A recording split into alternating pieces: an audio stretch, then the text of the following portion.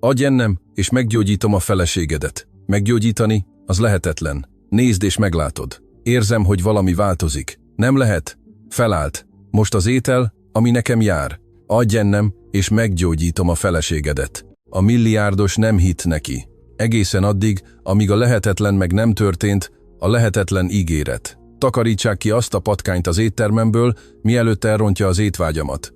Az aranyöltönyös férfi hangja korbácsütésként visszhangzott az asztalok között, és az aranykorona étterem minden vendége egyszerre fordította oda a fejét. A kristálypoharak abbahagyták a koccanást.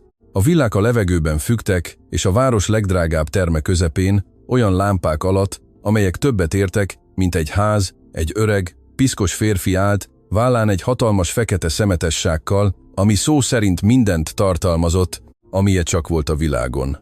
Andrásnak hívták. A szakálla szürke és kócos volt, hosszú haja a szemeire lógott, bőre pedig ezer kint töltött éjszakától megviselt. Cipője lyukas volt. Kabátja, amely egykor elegáns lehetett, most rongyos foltok és lyukak halmaza volt. Utcát, hideget, régi éhséget árasztott, mégis nem hajtotta le a fejét, nem remegett, nem menekült. Elnézést, uram, mondta az igazgató két biztonsági őrrel közeledve. Ez az intézmény magántulajdon. Kérem szépen, azonnal távozzon. Nem megyek, felelte András rekettes, de határozott hangon.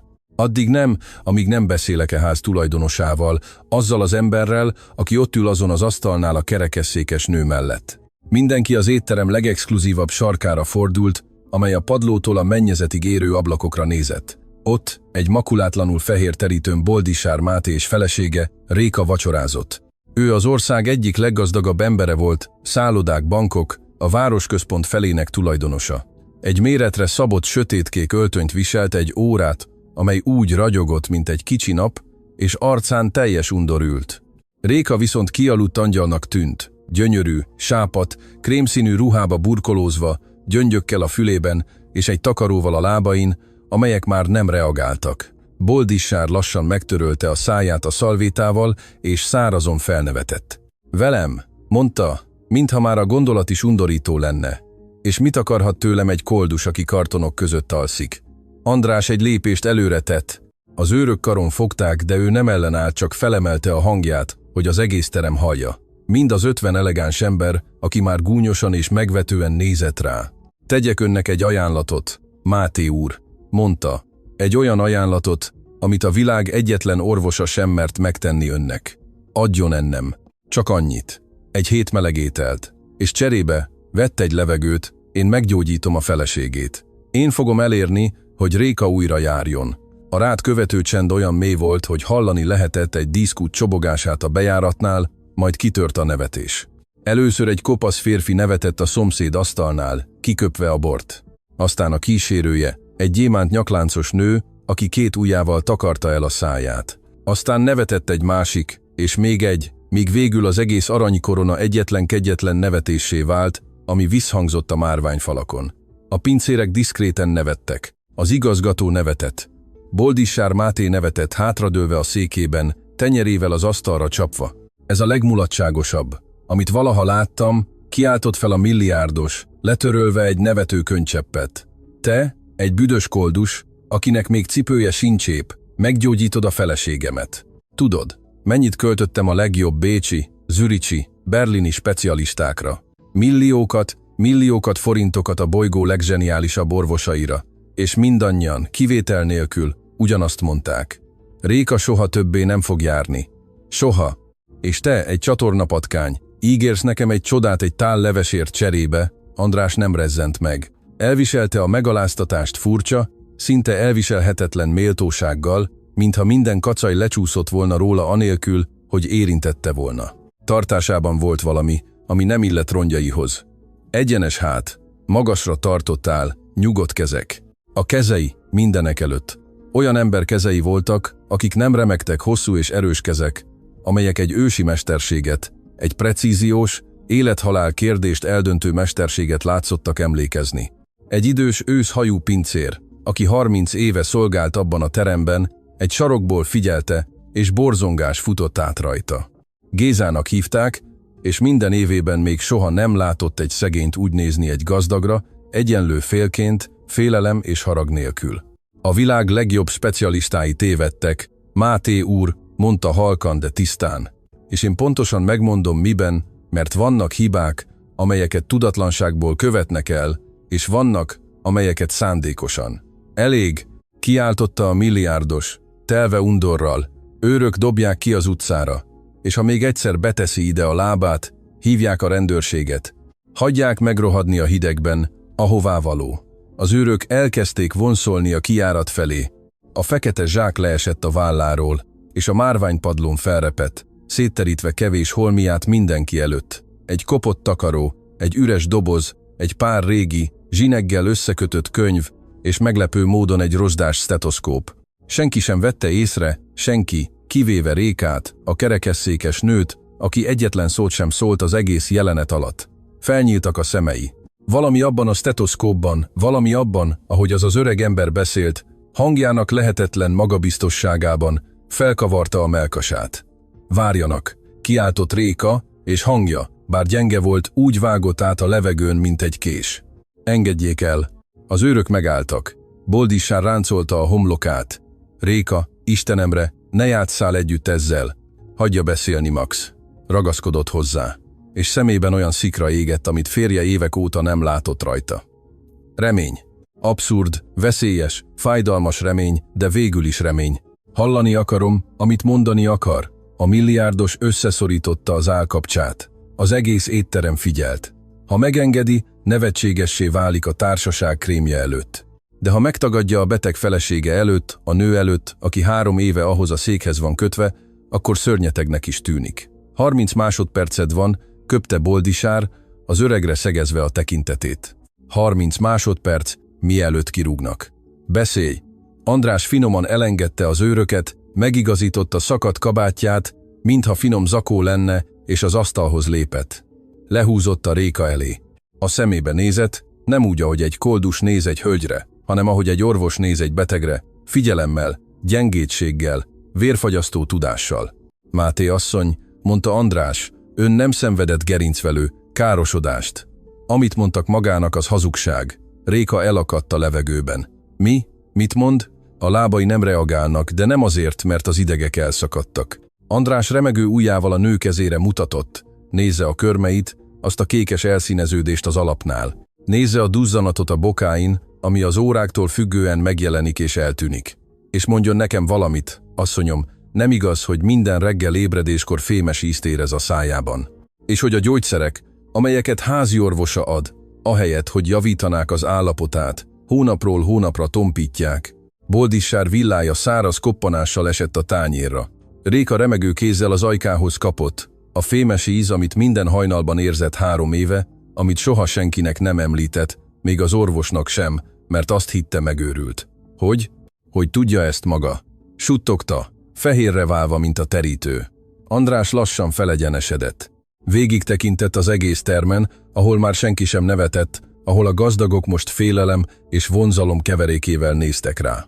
Aztán ismét Boldisár Máté szemébe fúrta a tekintetét. Tudom, mondta az öreg, mert a felesége nem beteg, Máté úr. A feleségét lassan mérgezik, és én vagyok az egyetlen ember ebben a városban, aki tudja, hogyan állítsa meg a csendkővé dermet. De előbb tette hozzá András, és először csillant fel szemében valami mosolyszerű.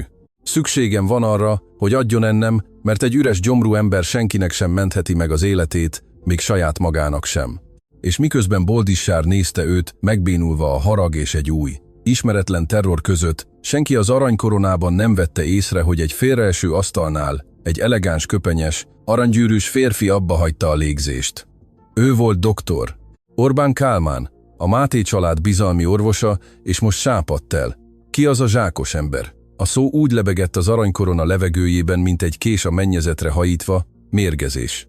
Ez rágalom. A hang a terem hátuljából jött. Dr. Orbán Kálmán hirtelen felállt az asztalától, felborítva egy pohár vörösbort, ami úgy ömlött szét a terítőn, mint egy vérfolt. Máté úr, ne engedje, hogy ez a csavargó megrágalmazza életem munkáját. 3 éve kezelem a feleségét. 3 éve adom neki a gyógyászat legjobbjait, és most jön egy utcai őrült, hogy azt mondja, én mérgezem.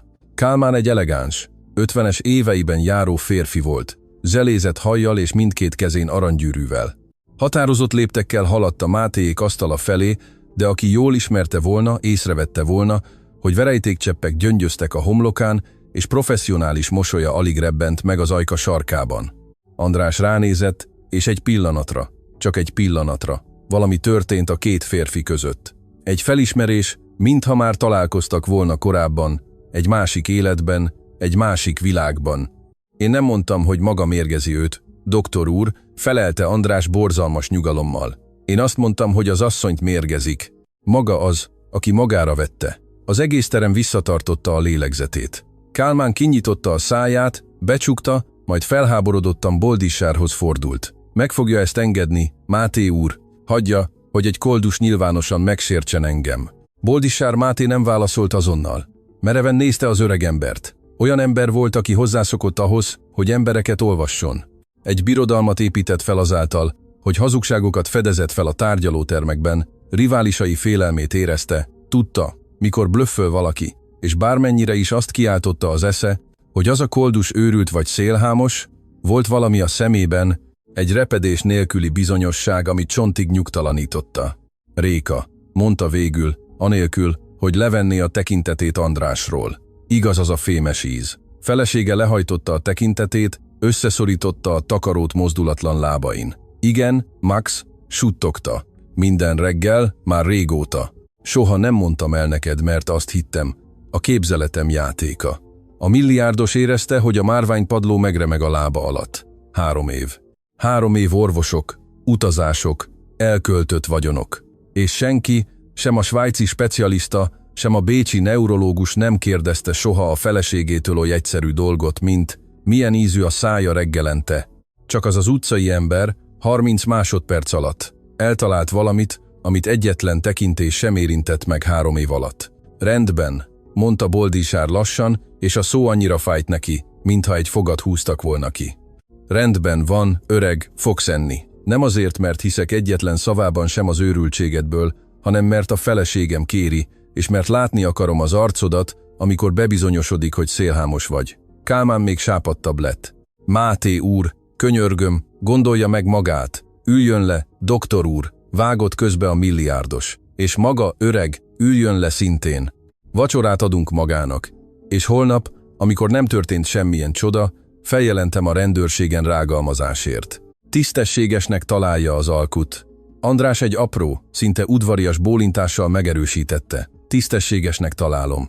Géza, az idős pincér, sietett egy széket hozni, és amikor András leült ahhoz a selyemterítős asztalhoz, utcát szagolva a gazdagok parfümje között, történt valami, amire senki sem számított. Nem vetette rá magát az ételre, mint egy éhes állat.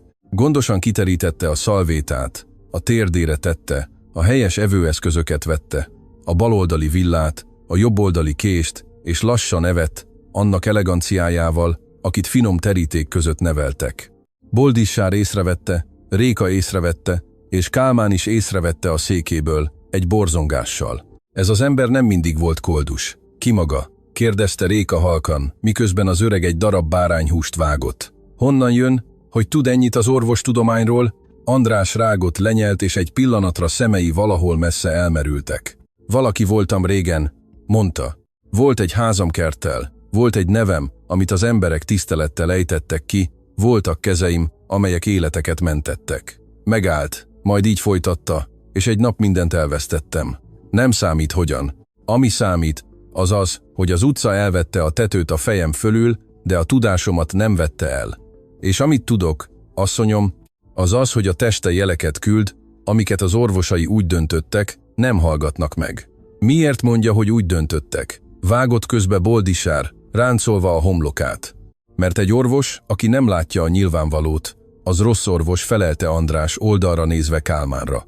De egy orvos, aki látja a nyilvánvalót és elrejti, az már nem orvos, az más valaki. Kálmán az asztalra csapta a kezét. Elég, Máté úr, ez a férfi olcsó vásári jós trükkökkel manipulálja a feleségét. Akkor magyarázza el nekem, doktor úr, mondta András, felé fordulva olyan nyugalommal, ami dühítő volt.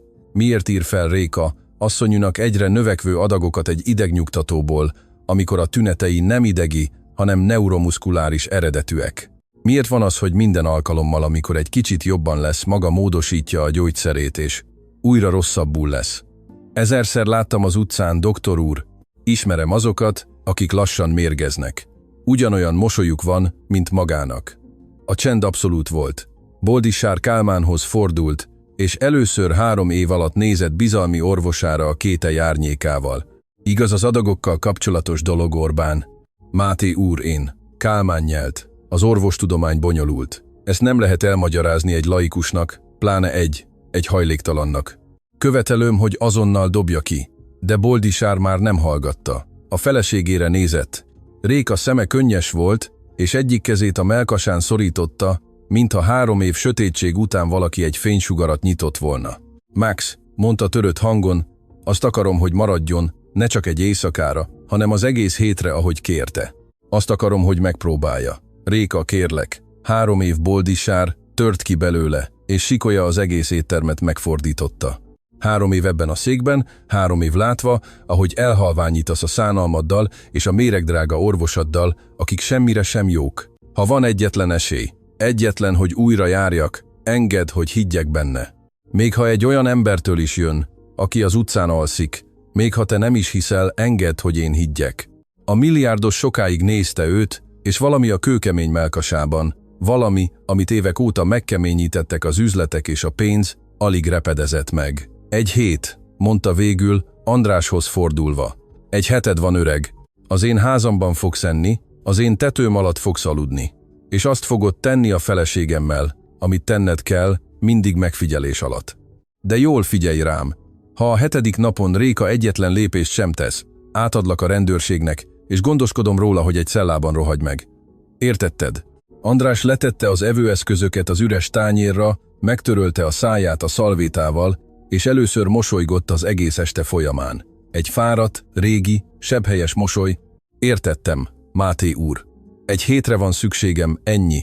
Azon az éjszakán, miközben a Mátéék limuzinja átszelte a várost a kúria felé, András az első ülésen ült, még mindig rongyaiba burkolózva. Dr. Orbán Kálmán egyedül maradt az étterem parkolójában.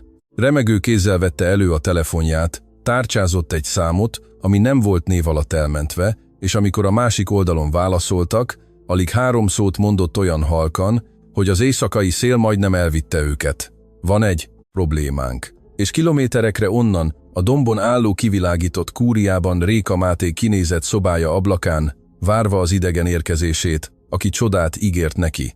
Eszébe jutott, mint minden éjszaka, annak az átkozott napnak az emléke 3 évvel ezelőttről. Az autó, ami lefutott az útról a szikla melletti kanyarban, a fékek, amik nem reagáltak, bár ő még aznap ellenőrizte őket.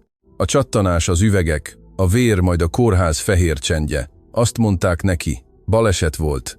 Azt mondták, higgyen. Fogadja el új életét a székben, de soha nem magyarázták meg, miért mentek tönkre hirtelen egy új autó fékjei. Soha nem magyarázták meg, miért mozgatta el valaki aznapi napirendjét, hogy egyedül vezessen azon az úton. Réka megtanulta, hogy ne tegye fel ezeket a kérdéseket, mert minden alkalommal, amikor megtette, hideg árnyék futott végig a hátán.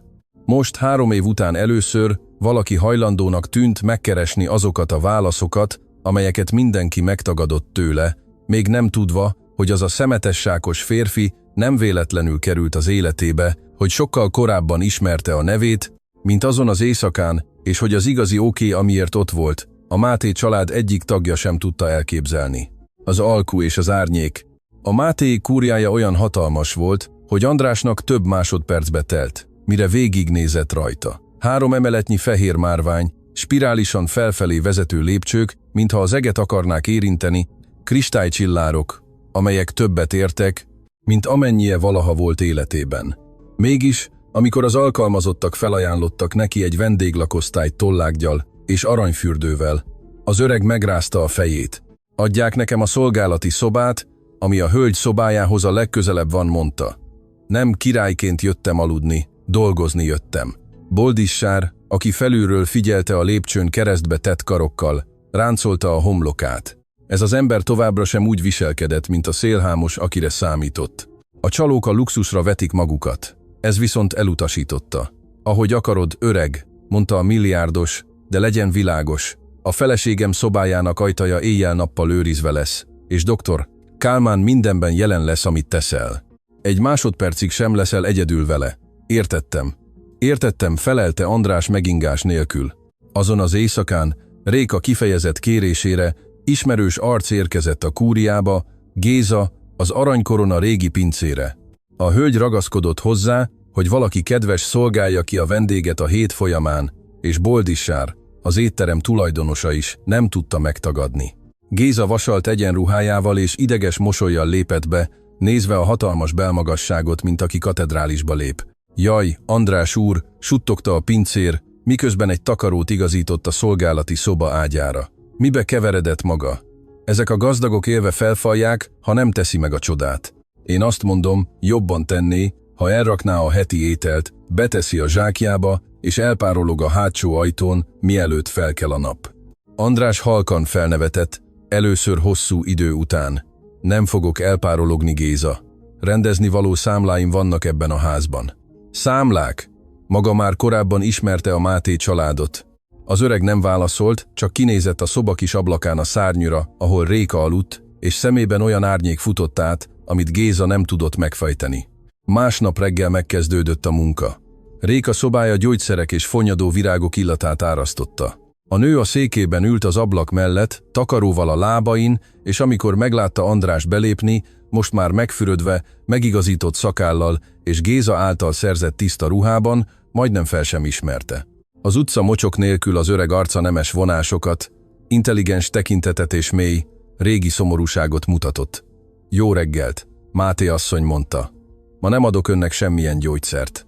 Ma csak nézem, hallgatom, megérintem azt, amit az orvosai soha nem vették a fáradtságot, hogy megérintsenek. Dr. Kálmán, aki egy sarokban állt keresztbe tett karokkal, felhorkant, milyen tudományos módszer. Nézni és hallgatni, szánalmas. András figyelmen kívül hagyta, egy széket húzott a kerekesszékhez, és leült Réka elé. Megfogta a kezét, sokáig nézte, a körmeit, a hőmérsékletét, az elszíneződést. Aztán engedélyt kért, és finoman megnyomott különböző pontokat a mozdulatlan lábain, minden pillanatban megkérdezve. Érzi ezt és ezt? Itt semmit. És ha itt nyomom a lábfejen? Semmit, doktor úr, válaszolta Réka nedves szemekkel. A baleset óta semmit sem érzek. De akkor András megnyomott egy nagyon specifikus pontot közvetlenül a jobb térde alatt, és Réka egy alig észrevehetően megrándult. Ott, mondta az öreg, és valami fellobbant a hangjában. Ott érzett valamit. Ne tagadja. Láttam, ahogy megremegett a szemhéja. Ez olyan volt, mint egy csiklandozás, mormogta zavartan. Nagyon enyhe, de évek óta nem. Réka szeme könnyes lett. 3 év, amiben egyetlen orvos sem a svájci, sem a bécsi, nem érintette meg a lábait ilyen figyelemmel. Befejezett ügyként kezelték, mint egy drága bútort, ami már nem használható, de megszokásból megőrzik. Tablettákat írtak fel neki, elfogadást javasoltak, halkan beszéltek hozzá, mintha már halott lenne. És most ez az ember, ez az idegen, aki előző este egy szemetesságban vitte az életét, kitépett belőle egy érzést, amit örökre eltemetettnek hitt. Ne sírjon, asszonyom, mondta András lágyan, tiszta zsebkendőt kínálva. A mai könnyek mások, mint a tegnapiak. Ezek egy olyan test könnyei, amely még él. És egy test, ami érez, az egy test, ami gyógyulhat. Szuggesztió.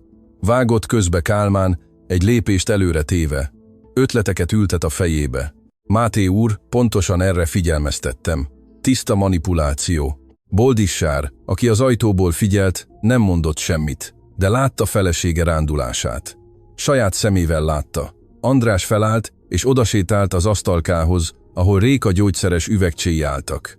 Egyenként vette fel őket, olvasta a címkéket, amíg meg nem állt egy kis üvegcsénél, amelyben fehér tabletták voltak kereskedelmi név nélkül, csak egy nyomtatott számsor. És ez mi? Kérdezte, felemelve az üveget. Kálmán durván kitépte a kezéből. Ez egy speciális vegyület, amit én magam készítek a megbízható gyógyszertáramban. A hölgy idegeire való, nem kell értenie hozzá. Egy névtelen vegyület. Ismételte András lassan. Laboratórium nélkül, regisztráció nélkül, maga készítette. Milyen érdekes, doktor úr, mert az idegekre való tabletták, amiket én ismerek, névvel rendelkeznek és bármelyik gyógyszertárban kaphatók. Az egyetlen tabletták, amelyeket név és regisztráció nélkül készítenek, azok, amelyeket valaki nem akar, hogy bárki nyomon követhessen. Kálmán arca egy pillanatra eltorzult, aztán erőltetett mosolyt erőltetett magára. Máté úr, követelöm, hogy ez az ember hagyja abba a felesége gyógyszerének piszkálását. Ha megszakítja a kezelést, nem vállalok felelősséget a következményekért. Milyen következményekért? Kérdezte Boldissár, végre belépve a szobába. Visszaesések, görcsök. Felesége súlyosan rosszul lehet, ha abba hagyja ezt a vegyületet.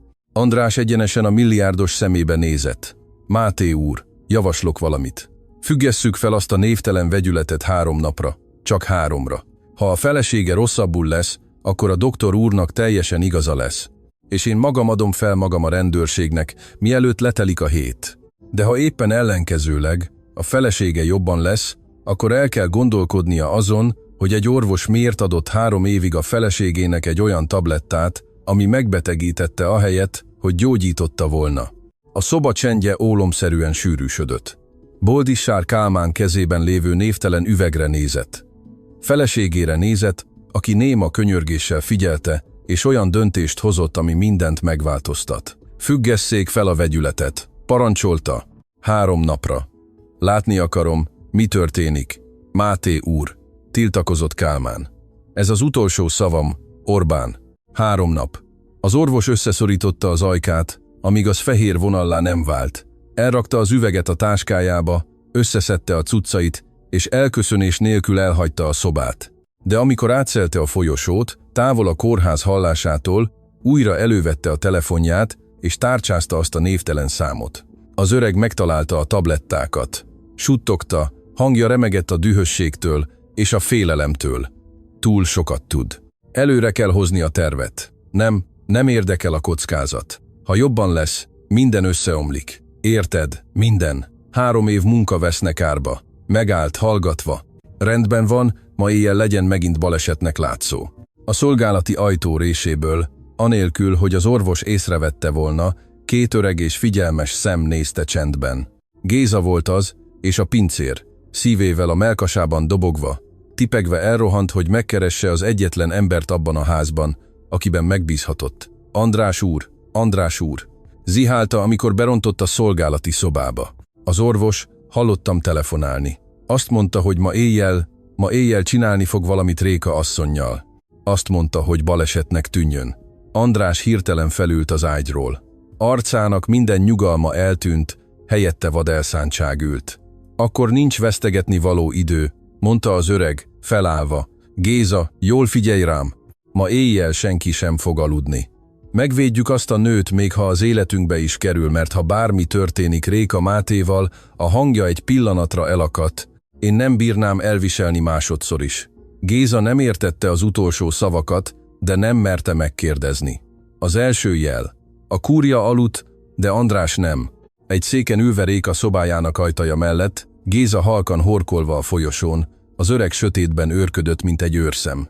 Időnként résnyire nyitotta az ajtót és ellenőrizte, hogy a hölgy nyugodtan lélegzik-e. A folyosói állóóra hajnali 2-t, majd 3-at ütött, és fél 4-kor, amikor már a kerti tücskök is elhallgattak, egy alak csúszott végig a folyosón a falhoz simulva, valami fénylővel a kezében. András egész éjszaka végigjátszotta a fejében, amit tudott. Ez nem előérzet volt, hanem bizonyosság. Ismert tucatnyi Kálmánhoz hasonló embert a kórházban töltött évei alatt, tiszta köpenyes, de piszkos lelkű embereket, akik megtanultak nyom nélkül ölni, a bűnt műszaki szavak mögé rejtve, amiket senki sem mert megkérdőjelezni. Tudta, hogy egy sarokba szorított ember mindig éjjel támad, ezért nem feküdt le, ezért várt. András nem mozdult, várt. Hagyta, hogy az árnyék megközelítse az ajtót, hogy kinyújtsa a kezét a kilincs felé, hogy elővegyen zsebéből egy fecskendőt, átlátszó folyadékkal. És csak akkor, amikor a tűcentiméterekre volt az ártól, az öreg hirtelen felkapcsolta a lámpát. Jó estét, doktor úr! Orbán Kálmán megdermedt. A fény körében rekedt, remegő fecskendővel a kezében és rettegéstől eltorzult arccal. Én csak a beteget jöttem ellenőrizni, dadogta, ez a kötelességem, mint orvosnak. Hajnali fél 4-kor titokban egy fecskendővel, amit nem is akar sehol regisztrálni. András lassan felállt, és bár idősebb és vékonyabb volt, jelenléte betöltötte a folyosót. Adja ide azt a fecskendőt, doktor úr, nincs semmi joga hozzá. Géza, kiáltotta András.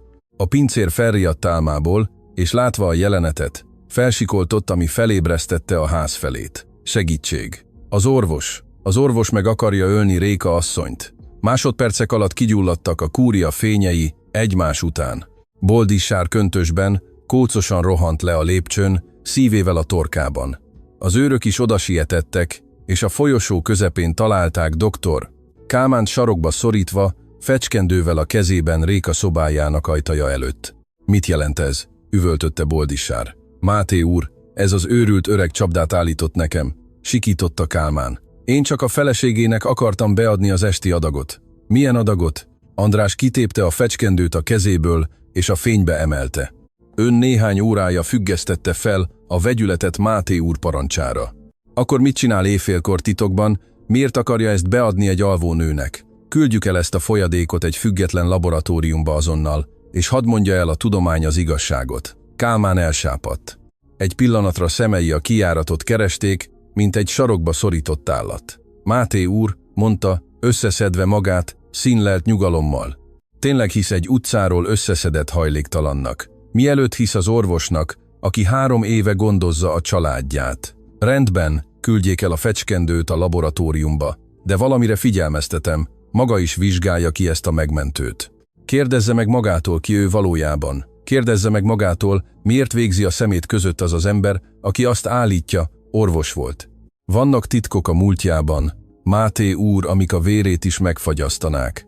És ezzel a mérgező fenyegetéssel a levegőben lebegve, a doktor összeszedte a táskáját, és távozni akart.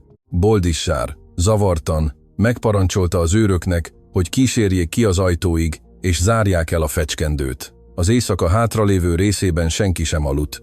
Hajnalban azonban történt valami, ami elhomályosította az összes árnyékot. A harmadik nap volt a névtelen vegyület nélkül. Réka felébredt, és 3 év után először nem érzett fémes ízt a szájában. Felült az ágyban olyan szellemi tisztasággal, amit már elfelejtett, arca színes volt, szemei ragyogtak. És amikor András bement ellenőrizni, és mint minden reggel, megkérte, hogy próbálja megmozdítani a lábujjait, megtörtént a csoda. A jobb nagylábujja megmozdult, alig 1 millimétert, de megmozdult.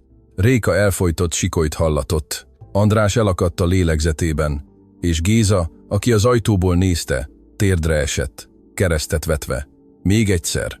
Könyörgött az öreg, hangja remegett az izgalomtól. Próbálja meg még egyszer, asszonyom. Réka becsukta a szemét, egész lelkét arra a 3 éve alvó lábra összpontosította, és újra megmozdította. Ezúttal két ujját, ami engedelmeskedett akaratának. Érzem, suttogta, hangja elcsuklott a döbbenettől. András, tényleg érzem.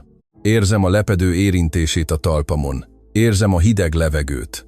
3 éve a lábaim 2 halott kőhöz hasonlítottak. A testemhez ragadva, és most újra az enyémek. Azért, mert mindig az önéi voltak, asszonyom, felelte az öreg, kezével letörölve a könnyeket. Csak elrabolták őket, és senki sem rabol el kétszer egy Mátétól, ami az övé.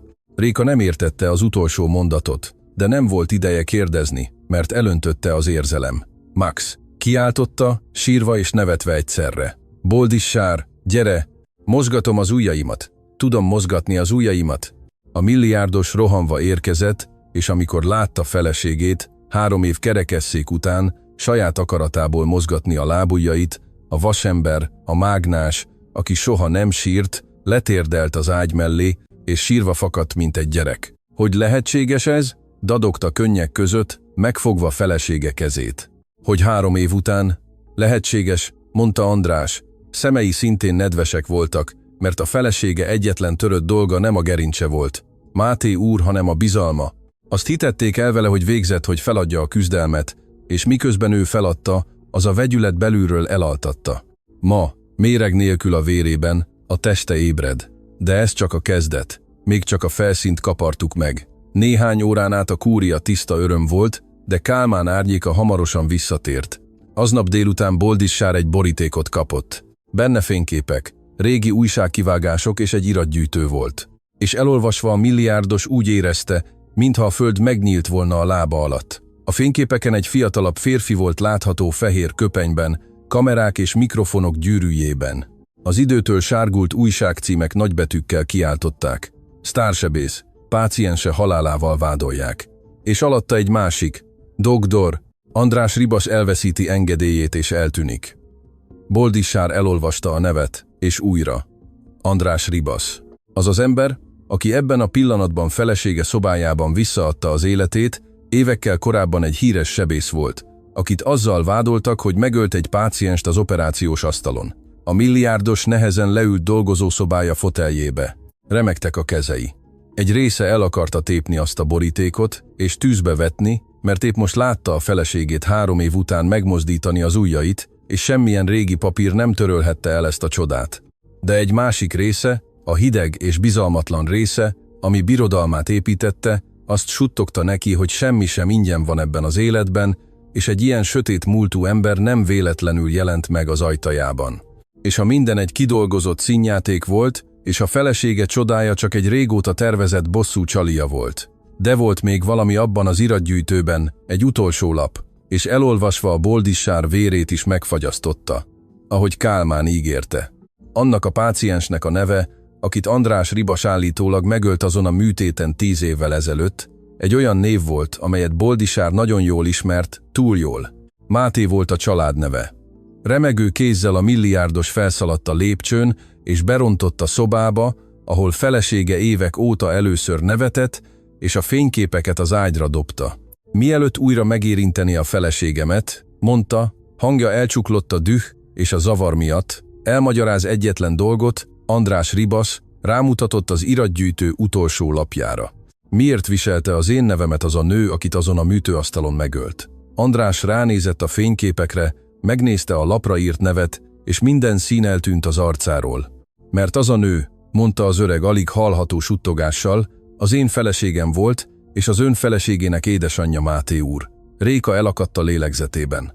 Mi? Mit mond? András felé fordult, könnyek gördültek megviselt arcán.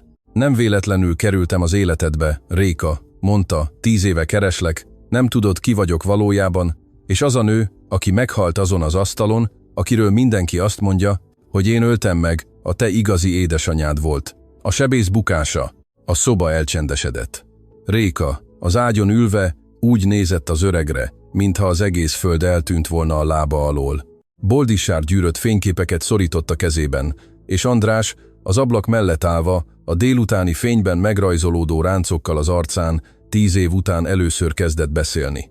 Elmondta az egész igazságot, sok évvel ezelőtt, kezdte, nem ez a roncs voltam, amit ma látnak. Dr. András Ribas voltam, a központi kórház sebészeti osztályának vezetője. Aranykezesnek hívtak, olyan szíveket operáltam, amikhez senki más nem mert hozzányúlni.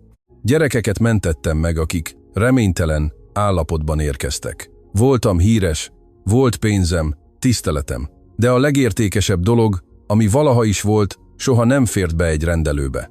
Hangja elcsuklott. A legértékesebb dolog, ami valaha volt, ő volt. Katalin. Katalin, suttogta Réka. Az édesanyád. András becsukta a szemét. Katalin volt a legszebb és legbátrabb nő, akit ismertem. Fiatalon és szegényen szerettünk egymásba, mielőtt még bárki lettem volna. Titokban házasodtunk össze, mert a családja soha nem fogadott volna el egy sebészt név nélkül. És ebből a szerelemből születtél te, Réka, egy hatalmas szemű kislány, aki egész erejével kapaszkodott az ujjamra, amikor felemeltem. Te voltál az egész világom, az enyém és az édesanyádé. Réka remegő kézzel az ajkához kapott. Valami benne, egy egész életen átzárt ajtó, elkezdett nyikorogni. De az édesanyád családja hatalmas és büszke volt, folytatta András, és hangja megkeményedett. Soha nem bocsátottak meg nekünk. Számukra Katalin beszennyezte a család nevét azzal, hogy hozzám ment. Vissza akarták kapni őt, vissza akartak kapni téged, és akartak még valamit. Az örökséget, ami az édesanyád nevén volt, egy vagyont, ami végrendelet szerint a lányára rád szállt volna. Mi? Mi történt vele? Kérdezte Réka szinte hangtalanul. András a hideg ablaküvegnek támasztotta a homlokát. Amikor újra beszélt, könnyek folytak szabadon az arcán. Az édesanyád megbetegedett. Egy szívbetegség, ami műtétet igényelt.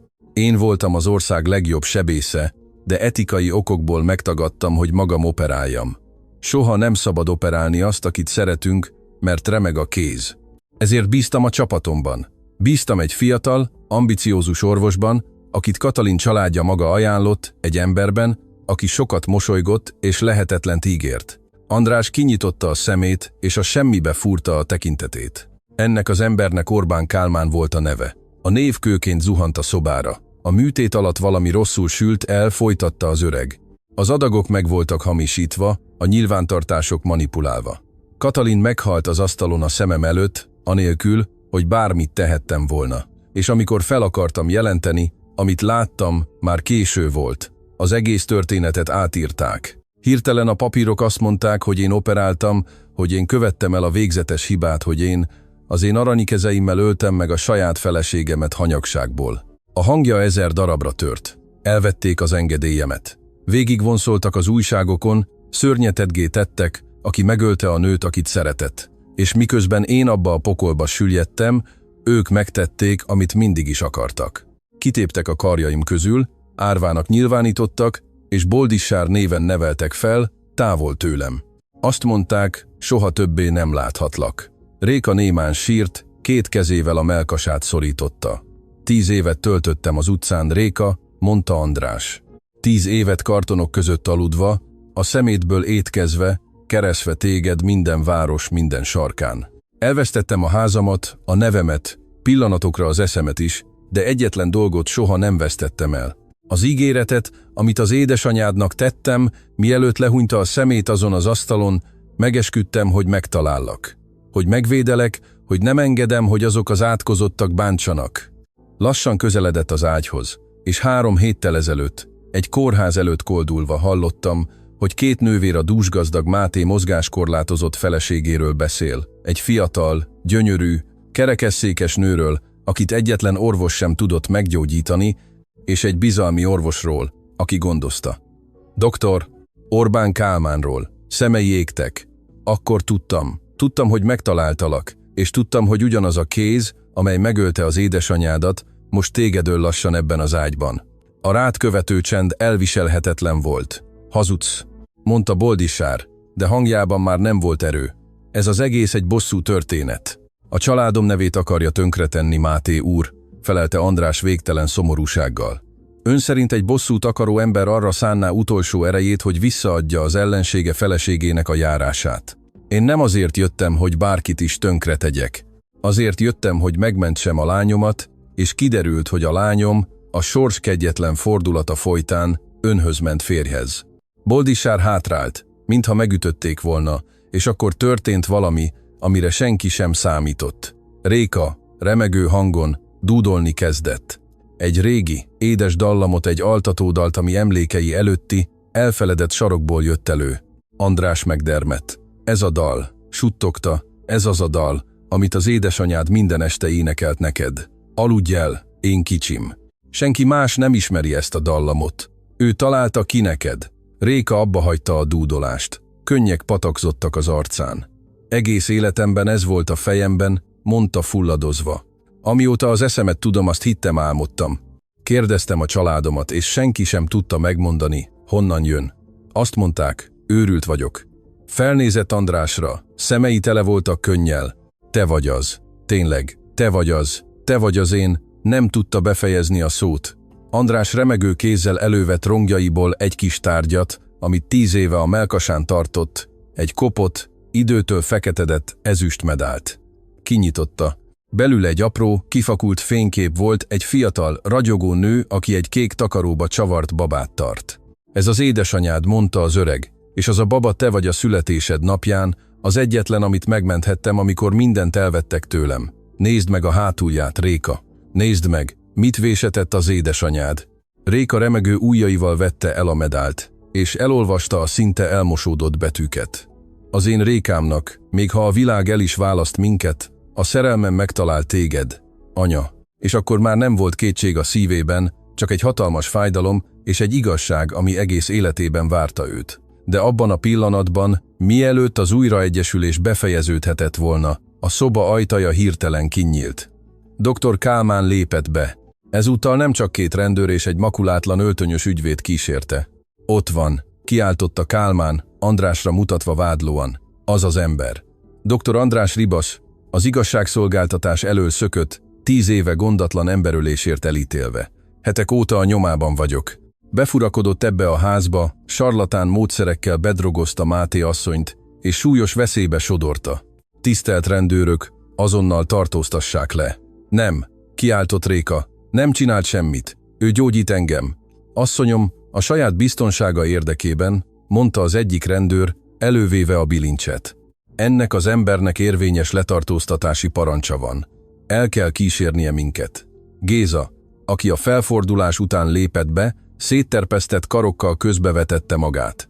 Ne vigyék el, jó ember, hallottam, hogy dr. Kálmán bűncselekményt tervezett telefonon. Én hallottam, és ki hisz egy pincérnek, nevetett Kálmán megvetően. Félre az útból, öreg, különben magát is letartóztatom akadályoztatásért. Megbilincselték Andrást. Az öreg nem ellenállt. Csak, miközben vonszolták az ajtó felé, hátrafordította a fejét, és Réka felé nézett a válla fölött olyan nyugalommal, ami minden jelenlévő lelkét összetörte. Jól figyelj rám, lányom, mondta, bármi is történjék, ne vegyél be több tablettát annak az embernek a kezéből. Egyet sem. Hallod? Az életed múlik rajta. Vissza fogok térni. Esküszöm az édesanyád emlékére. Vissza fogok térni. És elvitték. Boldisár ott állt a szoba közepén, a fényképek még mindig a kezében, nézve feleségét, aki vigasztalanul zokogott. Élete során először az az ember, aki mindent irányított, nem tudta, minek higgyen, kiben bízzon, és hol van az igazság. Amit a milliárdos még nem tudott, amit egyikük sem tudott, az az volt, hogy az a személy, aki András letartóztatási parancsát aznap délután aláírta. A láthatatlan kéz, amely Kálmán 10 éve bábszerűen mozgatta, ugyanazon tető alatt élt velük, és mindössze 3 ajtónyi távolságra aludt. A mérgezett igazság. Boldisár Máté nem aludt azon az éjszakán. Valami megtört benne, és nem tudta helyreállítani.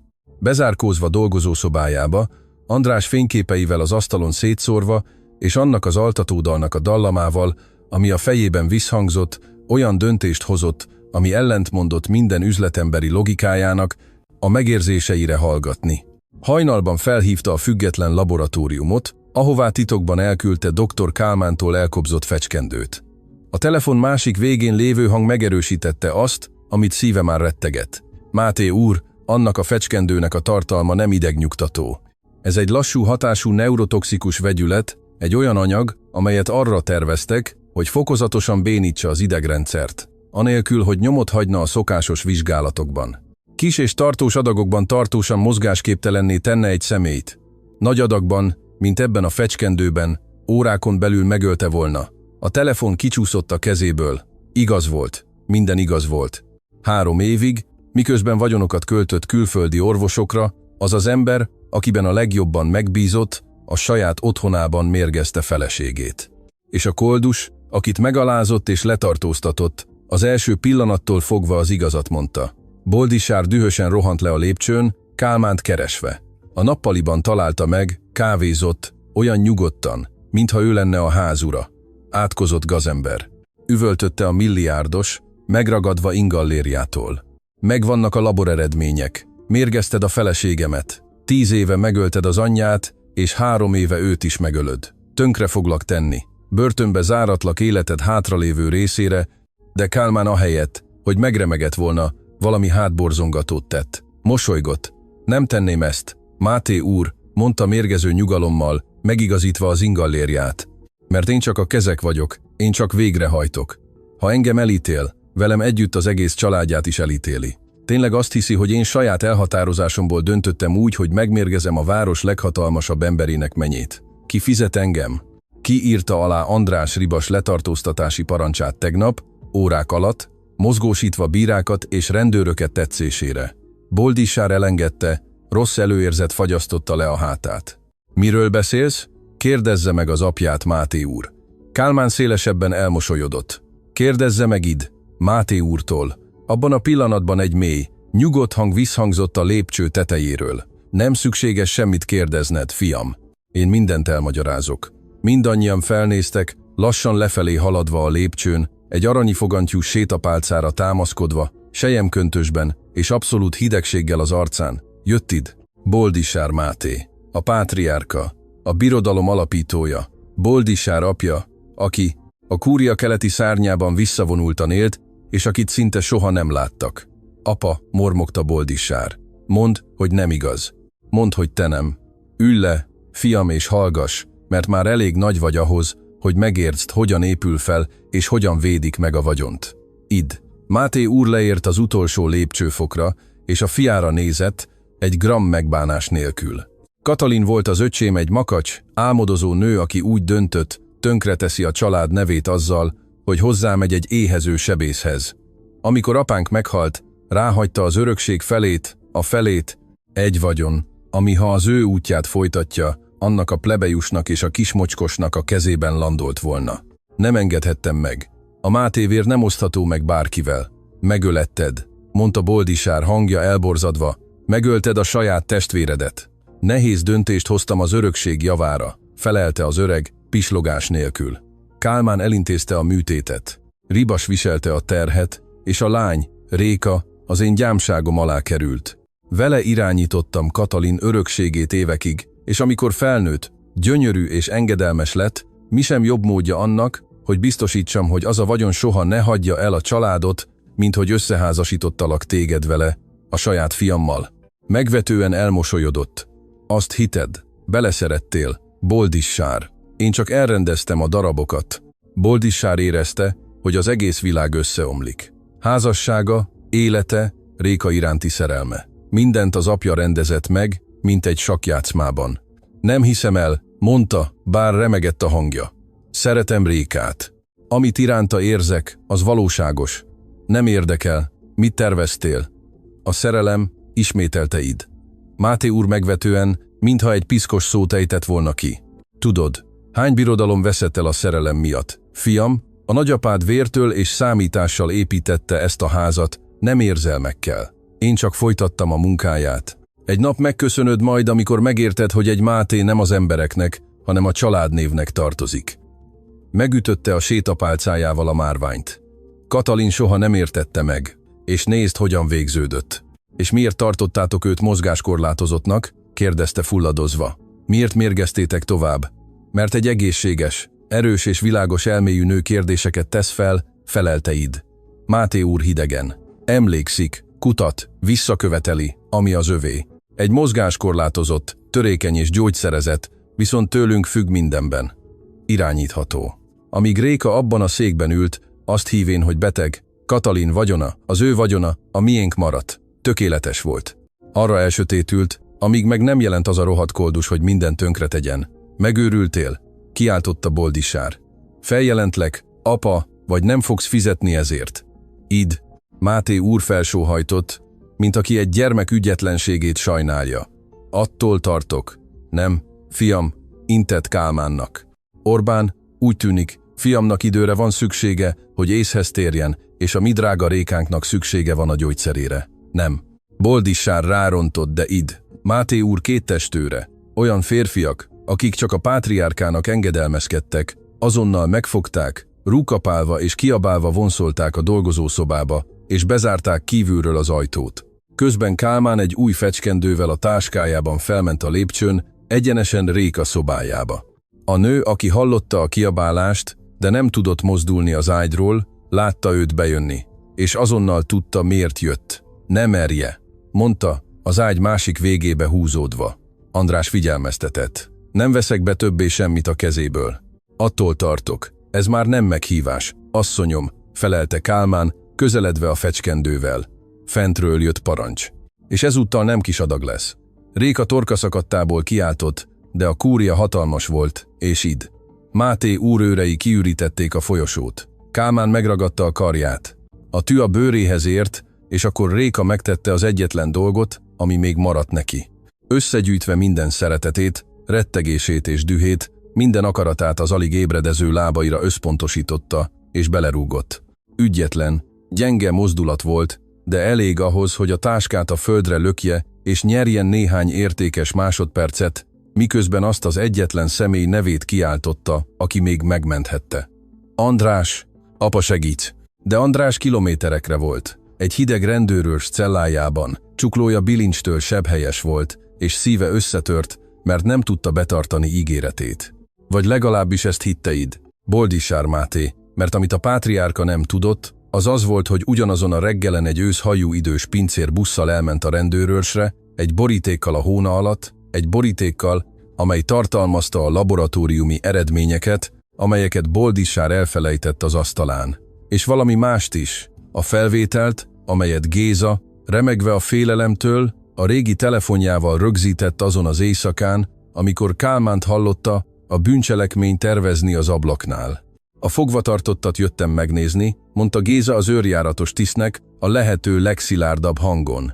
És bizonyítékokat hoztam, hogy ártatlan, bizonyítékokat arra, hogy az igazi bűnöző szabadlábon van, és miközben beszélünk, egy nőt készül megölni a Máté kúriában. A tiszt kíváncsian elvette a borítékot, és abban a cellában, hallva Géza szavait, amelyek végig visszhangoztak a folyosón, András Ribas órák óta először emelte fel a fejét, és fáradt szemében újra fellobbant egy régi láng, amit 10 év az utcán sem tudott eloltani. Tarts ki, lányom, suttogta, a rácsokba kapaszkodva. Már jövök, ezúttal időben érkezek. A lehetetlen megtörténik. Az őrjáratos tiszt 3-szor hallgatta meg a felvételt. Rajta, abszolút tisztán, doktor. Orbán Kálmán hangja azt mondta. Ha jobban lesz, minden összeomlik, ma este legyen megint balesetnek látszó. Aztán átnézte a független laboratórium lezárt és aláírt jelentését, amely megerősítette a neurotoxikus mérget. És végül megnézte a cellában lévő öreget, akiről mindenki azt hitte, hogy egy őrült koldus, és megértette, hogy valami sokkal nagyobbat tart a kezében, mint egy bármilyen szökevényt. Hozzák ki a fogvatartottat. Parancsolta. És készítsenek 3 járőrkocsit. Azonnal a Máté kúriába megyünk. Amikor a bilincsek feloldódtak, András megdörsölte a csuklóit, és könnyes szemmel Gézára nézett. Öreg makacs, mondta megölelve, megmentettél. Maga adta vissza nekem a hitemet, András úr, felelte Géza, könnyek között mosolyogva. Most futás, a lánya szüksége van magára. A rendőrautók szirénázva szelték át a várost. A kúriában eközben fogyott az idő. Kálmán visszavette a táskáját a földről, és Rékát a párnához szorította, fecskendővel a kezében. A nő minden erejével küzdött, de az orvos erősebb volt. Maradjon nyugton. Ha igen, gyors lesz. Szívmegállás. Senki sem fog semmit gyanítani. Kérlek, könyörgött Réka. A lábaim ébredeznek, élhetek. Visszakaptam az apámat. Ne tedd ezt velem. A tű megérintette a bőrét, és akkor az ajtó darabokra robbant. András Ribas viharként rontott be a szobába, a rendőrök kíséretében. 10 év az utcán megtanította, hogyan kell gyorsan mozogni, ha egy élet forog kockán. És semmilyen cella, semmilyen bilincs, semmilyen id. Máté a világon nem akadályozhatta meg abban, hogy elérje a lányát. Mielőtt Kálmán reagálhatott volna, az öreg rávetette magát olyan erővel, ami elképzelhetetlennek tűnt vékony testében. Elcsavarta a csuklóját, és kitépte a fecskendőt a kezéből, ami a falhoz csapódva széttört, a halálos folyadék ártalmatlanul ömlött szét a márványon. Maradjon távol a lányomtól, üvöltötte András. A rendőrök azonnal lefogták Kálmánt. Az orvos, szarokba szorítva, teljesen elvesztette nyugodt maszkját. Én csak parancsot teljesítettem, kiáltotta, vonaglóan. Nem én voltam id, Máté volt. Ő tervezett mindent. Ő ölte meg Katalint. Ő kényszerített engem. Én csak egy alkalmazott vagyok. Megvan a felvételük, megvan mindenük, de az igazi gyilkos ő. Köszönjük a vallomást, doktor úr, mondta a parancsnoktiszt. Önőrizetbe van véve emberölési kísérlet, emberölés előkészülete és Katalin Máté 10 évvel ezelőtti meggyilkolásáért, mindez felvéve. Abban a pillanatban a dolgozószoba ajtaja kinyílt. Boldissár, aki belülről sikeresen felfeszítette a zárat, berontott felesége szobájába. Pont időben érkezett, hogy lássa Kálmánt megbilincselve, és András térdelve az ágy mellett, Réka kezét tartva. Réka! Boldissár összetörten futott hozzá. Bocsáss meg, szerelmem, nem tudtam semmiről. Esküszöm Istenre. Nem tudtam mit. Apjához fordult, és a büszke milliárdos megtett valamit, amit soha életében nem tett még. Letérdelt az ember elé, akit az étteremben megalázott. És maga előtt térden állva kérek bocsánatot, András úr. Patkánynak neveztem. Elvonszoltattam, nevettem magán mindenki előtt, és maga közben volt az egyetlen, aki az igazat mondta, az egyetlen, aki meg akarta menteni. Nincs mivel kifizetnem azt, amit magával tettem. András harag nélkül nézett rá. Kezét a vállára tette. Keljen fel, Máté úr, mondta. Egy férfi, aki képes letérdelni, hogy bocsánatot kérjen, már nem ugyanaz, aki megalázott bárkit. Maga is meg lett tévesztve. Maga is áldozat volt az apja tábláján. De a jelenet még nem ért véget. Az ajtóküszöbről, arany fogantyú sétapálcájával a földet verve, megjelent Id. Boldisár Máté. Arca hideg dühmaszkja volt. Szánalmas. Köpte a pátriárka. Mindannyian térdelve sírtok, mint a szolgák. Azt hiszitek, hogy egy papír és egy felvétel lerombolja, amit 40 év alatt építettem. Nekem van a legjobb ügyvédem az országban. Zsebemben vannak a bírák. Az a felvétel semmit sem ér. Erővel eltüntetem, és holnap reggel mindannyian az utcán lesznek, miközben én itt maradok sértetlenül, mint mindig. Tévedsz, apa, mondta Boldisár, felállva, új szilárdsággal a hangjában. Mert már nem egy koldus ellen harcolsz, sem egy beteg nő ellen, hanem ellenem harcolsz. És én ismerem ennek a birodalomnak minden számláját, minden vállalatát, minden piszkos titkát. Ha neked vannak ügyvédeid, nekem vannak bizonyítékaim. Évekig írtam alá dokumentumokat, amiket még csak nem is olvastam el, vakon bízva benned. De azok a dokumentumok elmesélik az egész történetedet. A vesztegetéseket, a megvásárolt tanúkat, a pénzt, amit mozgattál, hogy elfedd a saját testvéred halálát. Vége. Nem fogom megengedni, hogy továbbra is kárt okoz, még ha az apám vagyis, még ha az a családom nevébe, a vagyonomba és mindenbe is kerül, amit a sajátomnak hittem. Id.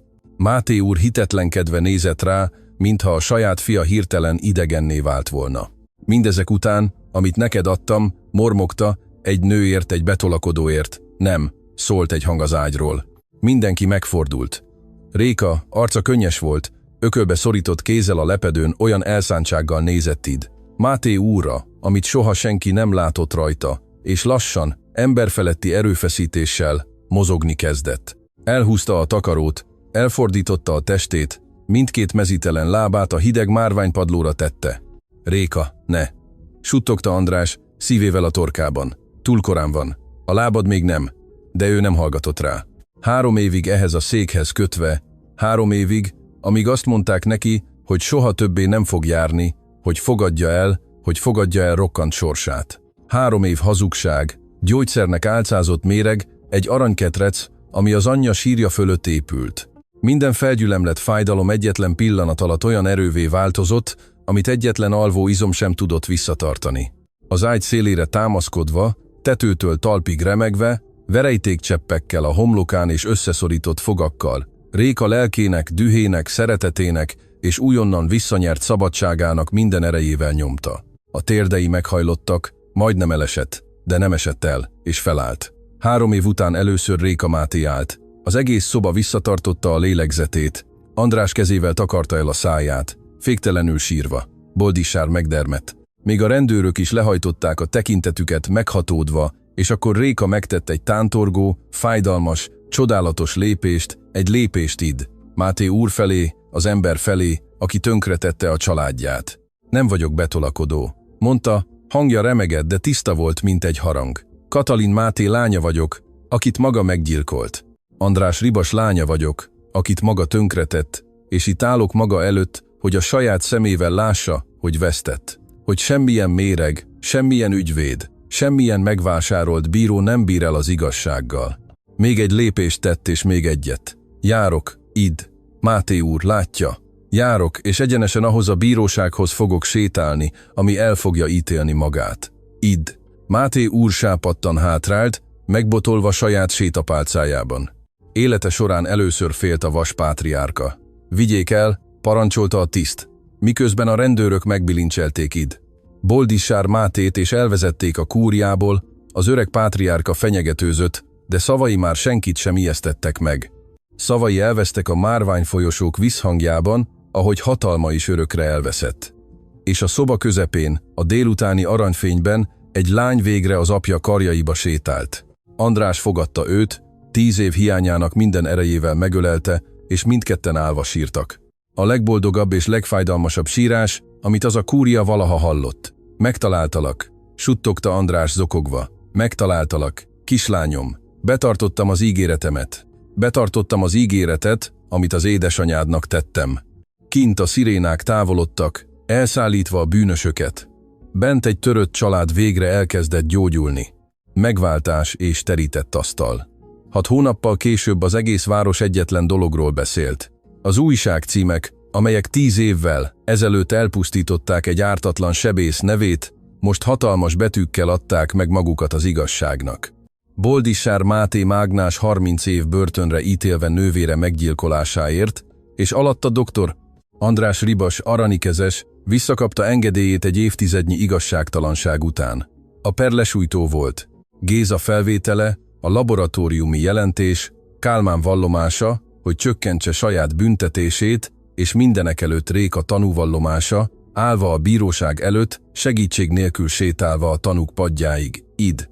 Mátét saját bűneinek súlya alá temette. Aznap a zsúfolt teremben Réka tett valamit, amit senki sem felejtene el. Id. Máté úr ügyvédje, egy utolsó kétségbeesett kísérletben, a sűri előtt utalt arra, hogy a nő továbbra is egy törékeny rokkant, akit könnyen manipulál egy sértődött idős ember. Ekkor Réka lassan felállt a székéből, félretette a sétapálcát, amire már alig volt szüksége, és végig sétált a terem központi folyosóján, lépésről lépésre mindenki döbbent tekintete előtt, egészen addig, amíg meg nem állt a vádlottak padja előtt. Id. Máté úr szemébe nézett. Törékeny mondja, ejtette kinyugodt és tiszta hangon. 3 évig elhitették velem, hogy a lábaim halottak. 3 évig mérgeztek, hogy ne emlékezzek, hogy ne kérdezzek, hogy ne járjak. És itt állok, járva az ember előtt, aki megölte az édesanyámat és megpróbált engem is megölni. Ha ez a törékenység, ügyvéd úr, akkor nem akarom elképzelni, mit tartana az ügyfele erősnek. A zsűrinek nem kellett sok idő. A vaspátriárka, aki érinthetetlennek hitte magát, hátralévő napjait egy cellában tölti, megfosztva mindentől, amit drágábbnak tartott, mint a saját vérét. Orbán Kálmán 25 éven át elkíséri. Boldissár Máté eközben megtette az elképzelhetetlent. Ahelyett, hogy elrejtette volna családja szégyenét, napvilágra hozta. Átszervezte a birodalmat tetőtől talpig, kirúgott minden bűnsegédjét. Visszaadta Rékának azt a vagyont, ami jog szerint az édesanyjától, Katalintól volt, és tőkéjének hatalmas részét olyan dologra fordította, amit apja őrültségnek tartott volna, ingyenes kórházakat alapított a legszegényebbek számára, és ezen kórházak élére egyetlen embert állított. Én? Mondta András, amikor Boldissár felajánlotta neki. Máté úr, én már öreg vagyok. 10 évet töltöttem az utcán. A kezem már nem a régi. Az ön kezei, felelte Boldissár, azok az egyetlenek, amelyekre rábíznám az életemet és a feleségem életét. Ön meggyógyította azt, amit a világ egyetlen specialistája sem tudott meggyógyítani, és mindezt anélkül tette, hogy bármit is kért volna cserébe, kivéve egy tál ételt. Fogadja el, András úr. Adja vissza az embereknek azt, amit az élet elvett magától. Egy második esélyt. András elfogadta. És így az az ember, aki 10 évig kartonok között aludt, a szemétből étkezve, a város első ingyenes kórházának igazgatója lett, egy olyan helyé, ahol egyetlen beteget sem utasítanak el soha azért, mert nincs pénze, és ahol a bejáratnál, kőbe vésve egyetlen mondat volt olvasható. Itt senki sem éhezik, sem kenyérre, sem reményre. A megnyitó napján hosszú sorban várakoztak a szerény emberek az ajtó előtt, és András, mielőtt az első beteget ellátta volna, tett valami furcsát. Kiment az utcára, körülnézett a sarkokon, és talált egy embert, aki kartonokon aludt, ugyanúgy, ahogy ő is annyi éven át aludt. Lágyan felébresztette, felajánlotta a kezét, és azt mondta, gyere, barátom, ma meleg ételt fogsz enni, és holnap, ha akarod, munkát adok neked, mert én is ott aludtam, ahol te alszol, és valaki nekem is adott egy második esélyt. Az ember hitetlenkedve sírva fakadt, és azóta ez volt András Ribas, az orvos, aki először koldus volt, és aki soha, egyetlen napig sem felejtette el, honnan jött védjegye. De a történet még tartogatott egy utolsó jelenetet, a legszebbet mind közül. Egy este Boldissár vacsorát rendezett nem a kúriában, hanem ugyanazon a helyen, ahol minden elkezdődött, az Aranykorona étteremben. A terem zsúfolásig tele volt, ugyanúgy, mint azon a végzetes éjszakán. Ugyanazok a fehér terítős asztalok, ugyanazok a kristálycsillárok, sok ugyanaz a gazdag vendég, akik 6 hónappal ezelőtt harsányan nevettek egy kolduson. Csak ezúttal kinyíltak az ajtók, és egy más ember lépett be. András Ribas elegáns öltönyben, rövidre vágott szakállal, annak az embernek a tartásával, aki visszanyerte méltóságát, de a kezében egy orvosi táska helyett valami olyat vitt, amitől többeknek elállt a lélegzetük. Az a régi, fekete szemetessák, amit 10 évig hordott, most üresen, gondosan összehajtva. Miért hozta ezt, papa? Kérdezte Réka karjánál fogva. Mellette sétált egy kék ruhában, szilárdan 2 egészséges lábán. Hogy soha ne felejtsem el, lányom, felelte az öreg, hogy emlékezzek arra, hogy az embert az értéke a szívében hordozza, nem az zsebében. Hogy aki ma nevet a szegényen, holnap szüksége lehet a kezeire. És hogy a méltóság nem vészel, még ha mindent el is vesznek tőled, csak akkor vészel, ha az ember már nem igazságos. Elérkeztek a főasztalhoz. Ott Boldissár állva várakozott, és az öreg Géza, aki már nem viselt pincér egyenruhát. Boldissár kinevezte őt az étterem általános igazgatójává, és azon az estén 30 év után először Géza díszvendégként ült, ahelyett, hogy szolgált volna. András úr, mondta Géza, egy zsebkendővel letörölve egy könycseppet. Emlékszik arra az éjszakára, amikor azt mondtam magának, hogy vegye el az ételt, és szökjünk meg a hátsó ajtón. Emlékszem, öreg makacs. Hát milyen jó, hogy nem hallgatott rám. Nevetett Géza. Nézze csak, hol vagyunk most. Boldissár felemelte a poharát, és az egész terem elcsendesedett. Ugyanazok a gazdagok, akik korábban gúnyolódtak, most tisztelettel hallgattak. 6 hónappal ezelőtt, mondta a milliárdos, hangja érzelemmel telve. Ebben a teremben egy férfi lépett be, aki alig kért egy tál ételt egy csoda cseréjébe. Én patkánynak neveztem. Nevettem rajta? Megparancsoltam, hogy vonszolják ki az utcára. Megállt, András szemébe nézve, és így folytatta.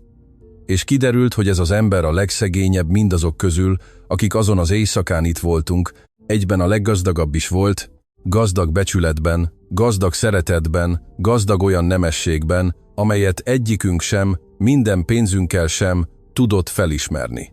Ez a vacsora az én módom arra, hogy nyilvánosan bocsánatot kérjek tőle ugyanazok előtt, akik megalázták, és hogy az egész város előtt elmondjam. Köszönöm, András úr. Köszönöm, hogy visszaadta a feleségemet, és köszönöm, hogy megtanított arra, amit az apám minden vagyonával sem tanított meg nekem, hogy az igazi gazdagság a jóság. És akkor az egész terem ugyanazok, akik 6 hónappal ezelőtt kegyetlenül nevettek, felálltak, és hosszú, őszinte, megható tapsba kezdtek. Néhányan sírtak. A gyémánt nyakláncos nő, aki azon az éjszakán nevetve kiköpte a bort, most a szalvétájával takarta el az arcát szégyenében. András, állva mindenki előtt, nem mondott nagy szavakat, csak mosolygott. Azzal a fáradt, régi, sebhelyes mosollyal, és megölelte a lányát. Azon az éjszakán csak ételt kértem, mondta halkan, miközben Réka átölelte. És az élet sokkal többet adott vissza, mint egy tányérétel. Visszaadta a lányomat, visszaadta a nevemet, és visszaadta a hitemet abban, hogy előbb vagy utóbb az igazság mindig hazatalál. Mindannyian leültek az asztalhoz, ugyanazhoz az asztalhoz, ahol 6 hónappal ezelőtt egy arrogáns mágnás megalázott egy koldust. Csak ezúttal a szemetessákos férfi ült a főhelyen, mint egyenlő, mint apa, mint hős. És miközben a tányérok megteltek meleg étellel, és a poharak az igazságra kocintottak, Réka az apja vállára hajtotta a fejét, és férjére nézett, aki végre szabadon és igazán szerette őt, árnyékok, hazugságok, méreg nélkül. Kint a város fényei villogtak, mint lehullott csillagok. Bent egy család, amelyet a sors 1000 darabra tört, végre újra teljes lett. Mert végül is, kedves barátaim, ez a történet megtanít nekünk valamit, amit a pénz soha nem vehet meg. Hogy senkit sem szabad a külseje alapján megítélni, mert a legkevésbé szerény ember hordozhatja a legnagyobb szívet. Hogy a gonoszság, bármilyen erősnek tűnik is, mindig elbukik az igazság súlya alatt. És hogy egy apa szeretete, az a szeretet, amely 10 évnyi utcát, éhséget és igazságtalanságot szel át, hogy betartson egy ígéretet, a legerősebb megállíthatatlan erő a földön. András Ribas enni kért, és cserébe, anélkül, hogy tudta volna, visszaadta az egész család lelkét. Vége.